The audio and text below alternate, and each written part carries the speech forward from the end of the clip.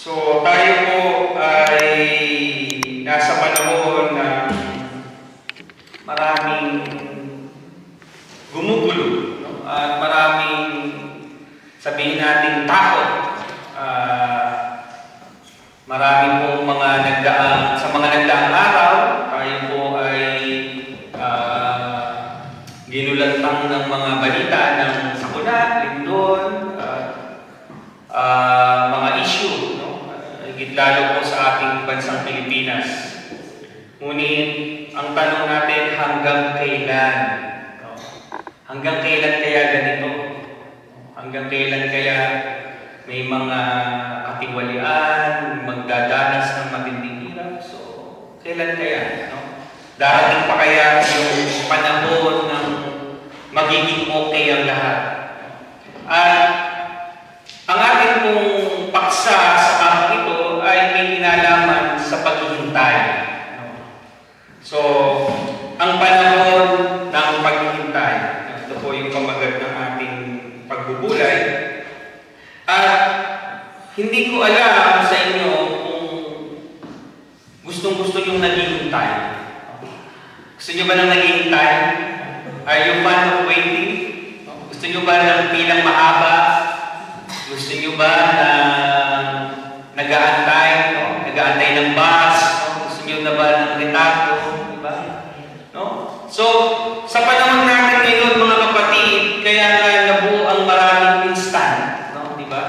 Instant noodles, mga instant kung ano-ano, kahit yung mga instant assignment, no? Mga kabataan, diba? Hindi na kayo mag-iisip, i-google nyo lang, chat GPT, no? Lahat, ang daming instant, diba? Instant sagot, diba? No? Pastor, sana yung niniligawan ko, instant din, sagutin na din ako. Mga ganon. No? Pero, ang punto natin mga kapatid, ang hirap po ng paghihintay. Lahat tayo, ayaw ng pinaghihintay, diba? Sasabihin nyo, minsan nga kahit bayad na tayo, di ba? Minsan bayad na. Ako naranasan ko sa trabaho na halos maghapon, no? Wala akong ginagawa, naghihintay ako ng tawag. Tapos sasabihin ng opisina, bayad ka naman eh. Di ba? May kadrira naman, bayad. Pero alam niyo yung pag naghihintay kasi, merong feeling na parang baliwala tayo minsan, no? Feeling na basta, no? Hindi po maganda, no? Sa atin, no? At alam po lahat tayo ay ayaw maghintay. Pero mga kapatid, sa buhay po nating mananampalataya ay dumarating po ang panahon ng paghihintay. Tayo po ay naghihintay ng kasagutan ng ating mga panalangin, naghihintay tayo ng mga pagpapala, naghihintay tayo ng direksyon at katuparan sa mga pangako ng Diyos sa ating buhay. Ang totoo mga kapatid ay madaling manampalataya. Kapag nakikita natin yung sagot, madaling manampalataya kapag yung parang tinutugon agad ng Diyos yung ating mga panalangin.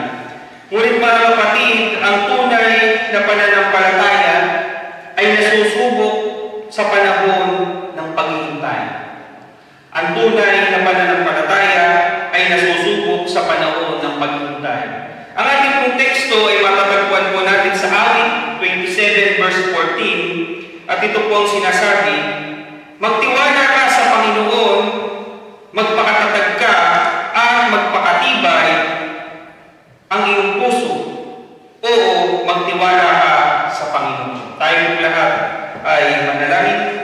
Aming Diyos, ang namamuli po, maraming salamat sa pribileyo, sa biyaya ng buhay na kami ay inyong binangon sa aming makhigaan, Panginoon. At ngayon ay narito upang makapagpuri sa iyo, makapakinig ng inyong mensahe. Turuan niyo po kami, Panginoon, na magtiwala sa inyong panahon. Bigyan niyo po kami ng isang puso na handa sa inyong mga plano. Linisin niyo po kami, Panginoon, sa aming mga karumihan at ihanda niyo po kami sa mga bagay na inihahanda niyo para sa amin. Hindi po man namin makita ngayon, alam po namin na sa oras na inyong ninanais sa tamang oras, sa tamang panahon, ay ipapakita nyo ang inyong kaluwalhatian sa aming mga buhay. Ito po ang aming panalangin sa pangalan ng inyong anak na si Jesus. Amen. So brothers and sisters, ang panahon ng paghihintay, seasons of waiting. Napansin nyo na bagamat tayo ay nasa panahon ng paghihintay, hindi nyo ba napansin na ang October, ka-October pa lang, parang matatapos na. Biro mo, nag-Word Sunday tayo, Word Communion Sunday tayo, tapos parang pangalawang Sunday, tapos bigla, tapos na agad ang October. Pag talaga nag-November ay mabilis. So mga kapatid, meron po tayong tatlong puntos na pagbubulay-bulayan patungkol dito sa panahon ng paghihintay. At napakahalaga po na ito ay maunawaan natin. Una, ang Panginoon ay hindi nahuhuli sa kanyang panahon. Sabi po doon sa ikalawang Pedro 3:8 hanggang 9, ngunit huwag ninyong kaligtaan ito, mga minamahal, na sa Panginoon ang isang araw ay tulad ng 1,000 taon, at ang 1,000 taon ay tulad ng isang araw. Hindi mabagal ang Panginoon sa pagtupad ng kanyang pangako. Narinig niyo na ba yan? 1,000 years is just one day doon sa ating Panginoong Jesus. Kaya nga maraming teorya na sinasabi billions of years na daw ang mundo. Pero kung isipin nyo, ginawa ng Diyos ang isang katauhan within 7 days, o 7 days, 7,000 years. Diba? Tapos, plus yung years natin yun. So, maraming debate yan. Ang sinasabi ng ibang mga Bible scholar, nasa 20,000 years lang daw ang mundo pa.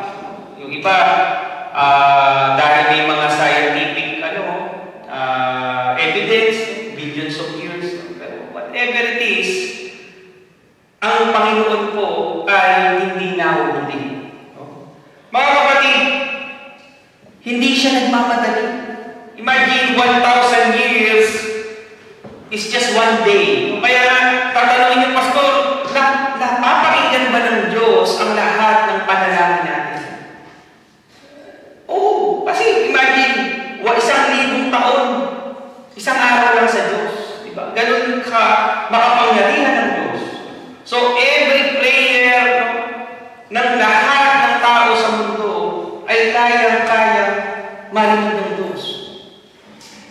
So, mga kapatid, siya po ay laging nasa tamang oras dahil hawak niya ang panahon. Mga kapatid, kung tayo ay nalilipit, nasusukat ang buhay natin sa years, ang ating pagtatrabaho sa hours, meron tayong 24 hours, we are binded by time. Ang ating Diyos, siya po ay makapangyarihan at cannot be confined in time. Hindi po siya nasusukat sa oras. Hindi po siya, wala siyang simula, wala siyang katapusan, dahil siya ay Diyos. So mga kapatid, ang Diyos po ang may hawak ng panahon. In all the characters in the Bible, alam natin na meron pong panahon ng paghihintay. Abraham, when he was promised to have a child, 75 years old na siya. Nagkaroon po ng pagbubuntis si Sarah, siya po ay 100 taon na. Imagine, 25 years of waiting. So, bakit kaya hinayaan ng Diyos na mangyari yun? Even in the life of Moses. Alam niyo ba si Moses, nung umalis siya bilang prince of Egypt, dati siyang maharlika, 40 years. 40 years siya, bago siya tinawag. Di ba, ang daming 40 years. 40 years din silang naghintay doon sa ilan. Sa kabilang sa hindi natin maunawaan kung ano talaga ang diling ng Diyos hindi siya nakapasok ng buhay sa lupang pangako. Iba na sa panahon na ni Joshua. Pero ang nakikita po natin mga kapatid, meron pong dahilan ng Diyos, may saktong panahon ng Diyos. So, God's time is the perfect time. Kaya madalas natin sinasabi, merong perfect timing. Merong God's perfect timing. Pangalawang dapat natin maunawaan mga kapatid, minsan hindi tayo ang naantala. Tayo lang ang hindi pa handa. Ito yung madalas kong sinasabi kasi lagi natin sinasabi na iniintay natin ng Diyos. Iniintay natin ng Diyos na tugunin ang ating mga panalangin. Pero hindi po mga kapatid sa lahat ng panahon ganoon ang sitwasyon.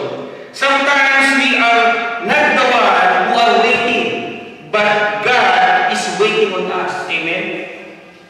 Kasi nga mga kapatid, ang sabi dun sa Isaiah 30 verse 18, kaya naghihintay ang Panginoon upang maipakita niya ang kanyang biyaya.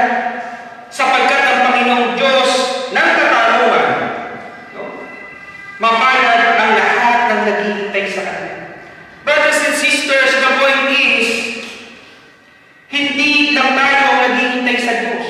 Minsan, siya ang naghihintay sa atin. Hinihintay niya tayo na tayo ay makapagpakumbaba bago niya ibigay ang tagumpay. Hinihintay niya tayo na tayo ay matutong magtiwala. Hindi sa ating kakayahan, kung hindi sa kapangyarihan niya.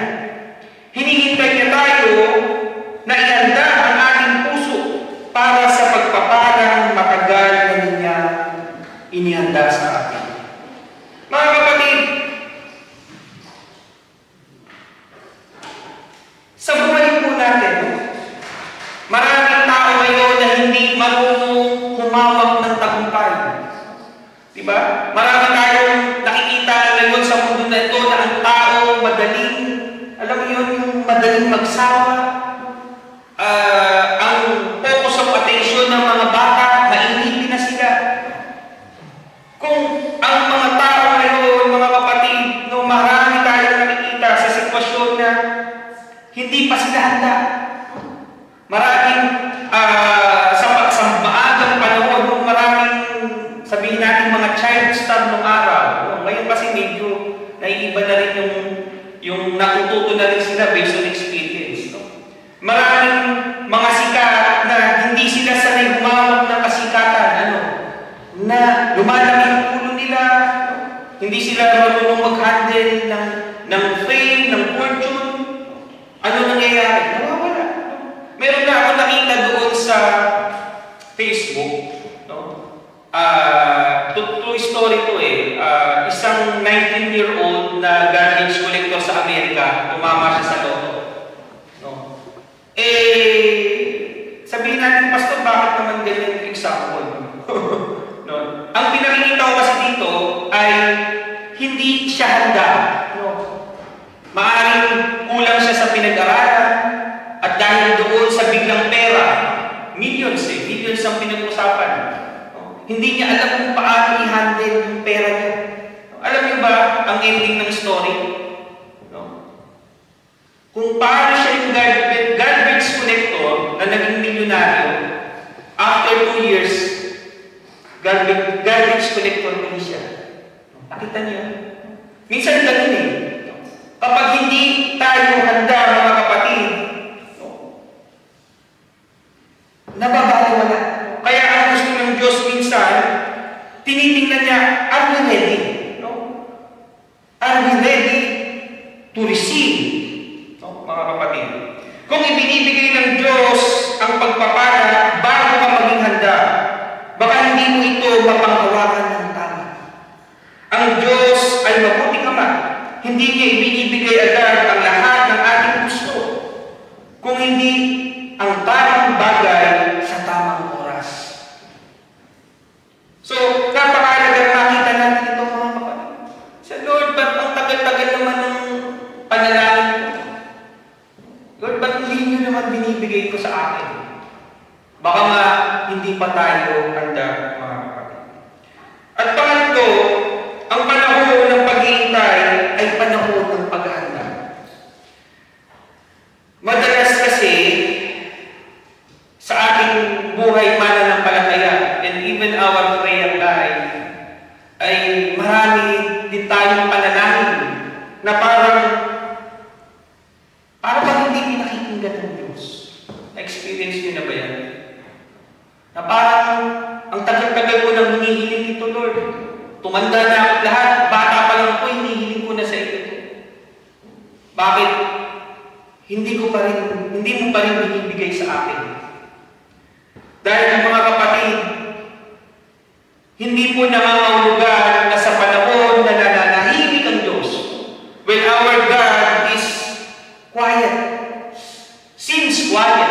Hindi po quiet in a way. Seems quiet sa ating pananaw, siya po ay kumikilos. At inihahanda niya po yung ating puso. Inihahanda niya po yung mas magandang bagay para sa atin. In Romans 5:3-4, ang pagtitiis ay nagbubunga ng katatagan at ang katatagan ay nagbubunga ng tibay ng karakter. At ang tibay ng karakter ay nagbubunga ng pag-asa. So mga kapatid, meron pong proseso.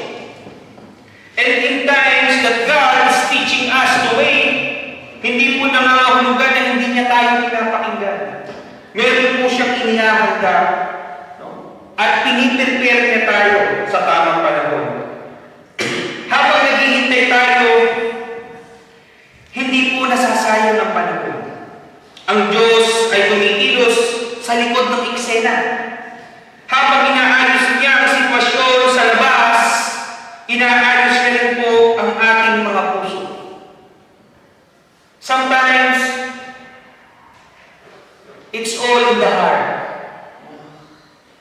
Handa na ba yung ating mga puso? Handa na ba tayo to receive God's blessing? Think of this, brothers and sisters. Si David, known to be the greatest king of Israel, hindi po siya pinanganak na mahal. Hindi siya pinanganak na matalinong tao. Hindi siya pinanganak na magaling. Nung hinanap ang mga anak ni Jesse, hindi siya sinama ng tatay niya. Imagine na. Si Samuel, sabi ni Samuel, hindi ito eh. May iba ka ba anak? Ganun kaitsapwera si David. Pastor, the lowest rank. Alam niyo ba, sa tradisyon ng Israel, ang pastor ang pinakamababang uri ng tao. Kasi yan, 24/7 yan, nandun niya nagpapastol. At dahil doon, hindi sila nakakasimba. Hindi sila nakakapunta sa temple. At kapag hindi ka nakakapunta sa temple, ikaw ay tinuturing na makasalanan. So, they are the lowest in their class. So, pero nakita natin mga kapatid, hinihahanda pala siya ng Diyos para maging hari. Dahil nakita niya yung pinagmulan doon sa pinakamababang uri ng tao, siya ngayon ang pinakamataas sa kanyang lihi. And even Joseph, story of Joseph, lalo si Joseph, hindi si Mary, Joseph and Mary, Joseph the dreamer. Imagine, bago siya naging governor, di ba anong ginawa sa kanya ng mga kapatid niya? Binenta siya. At hindi lang yun, naging alipin na nga siya. Ano ba nangyari? Dahil ayaw niya dun sa asawa ng master niya, dahil ayaw niya magkasala, nakulong siya. Imagine, ikulong ka ng walang pagkakasala. At dahil doon, nung nakulong siya, may nakilala siya, nakita na meron siyang in-interpret na dream. Di ba? At itong in-interpret niya ay malalim pala doon sa pero. Doon. Yun yung naging stepping stone nung pagiging governor niya. So nakita yung mga kapatid, sa panahon ng paghihirap, sa panahon na parang pinabayaan sila ng Diyos, mayroon palang nakalaan na plano na higit. Minsan hindi po po natin yan maunawaan sa ating mga buhay. But brothers and sisters, God is preparing us, preparing something while we are waiting. So mga kapatid, as this message, makita natin yung aplikasyon nito sa ating mga buhay, makita natin yung kalagayan natin ngayon. Alam mo, we are all waiting for something. We are all waiting that our prayers will be answered. Lahat tayo nananalangin ng something. Naniniwala ako na lahat dito ay meron ipinapanalangin na hinihintay natin na matupad. So brothers and sisters, while we are waiting, magtiwala po tayo sa karakter ng Diyos. Na kahit po namin hindi makita, na parang tahimik siya, ang kanyang kamay po ay kumikilos, magtiwala po tayo sa kanyang puso dahil ang puso po ng Diyos ay tulad ng isang ama. Na wala pong nais kung hindi ang pinakamainam para sa kanyang anak. Magpatuloy po tayo sa katapatan. Let us wait patiently. Brothers and sisters, we are on the generation na pinaka-malapit na tayo sa pagbabalik ng ating Panginoon. Many theologians, many Bible scholars are saying that now is the generation na babalik ang Diyos. Kaya nga mga kapatid, maging tapat tayo. Maging ready tayo. Dahil ito na po yung panahon na naghihintay tayo sa pagbabalik ng ating Panginoon. Ang paghihintay ay hindi po tayo dapat nanghihinaan ng loob. Hindi po tayo sa panahon po ng paghihintay ay hindi po tayo dapat sumuko. Ito ay panahon para maging matatag tayo, maging tapat sa pananampalataya. At magpasalamat po tayo habang naghihintay. Why? Bakit tayo kailangan magpasalamat habang naghihintay? Kasi po, may hinihintay tayo. Kaya alam niyo ba yun, tayong mga Pilipino, naghihintay lang sa wala. Meron tayo nun, di ba? Meron tayong laging nasasabing gano'n. Pero mga kapatid, as we wait for God's provision, blessing, sa halip po na maghintay tayo ng may pagrereklamo, maghintay tayo ng may pasasalamat. Ang pagpapasalamat ay nagpapakita ng pagtitiwala sa Diyos kahit hindi po natin nakikita ang kanyang sagot. So brothers and sisters, as we wrap up and finish this message, ang sabi po dun sa awit, sa Psalm 37 verse 7, magtiwala ka sa Panginoon at maghintay ka may pagtitiis sa Kanya. Ang paghihintay po ay hindi tanda ng kahinaan, mga kapatid. Ito ay tanda ng malalim na pagtitiwala sa Diyos. Dahil po, mga kapatid, hindi po tayo naghihintay sa wala. Ang Diyos po ay hindi nakakalimot sa ating mga panalangin. Hindi niya nakakalimutan na tugunin ang ating mga panalangin sa kanyang tamang panahon. Hinihintay lamang po niya ang ating mga puso kung handa na tayo at tanggapin ang kanyang sagot, na tanggapin ang kanyang pagpapala sa ating mga buhay. Mga kapatid, kung ikaw po ay nasa panahon ng paghihintay, tandaan mo natin ito. Hindi mo nahuli ang Diyos.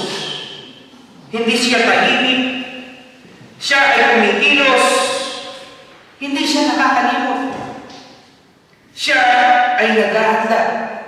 At kapag dumating na po ang tamang oras, walang makakapigil sa Kanya na ibigay ang pagpapala sa iyo. Ito po ang ating mensahe sa pangalan ng Ama, Anak at ng Banal na Espiritu.